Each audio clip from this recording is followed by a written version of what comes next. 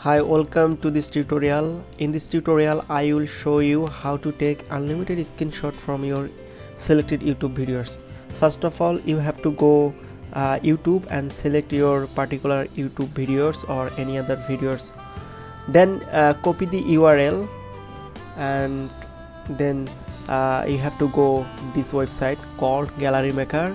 Here you can paste your copy URL, then you can select your best option which here.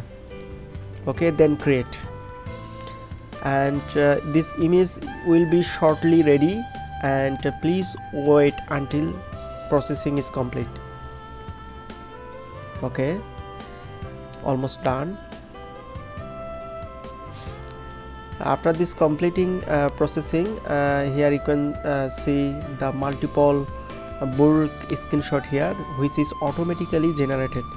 Then you can explore and particular image download here, and if you need this HD format, you can select HD and click here. Then this screenshot will be HD process.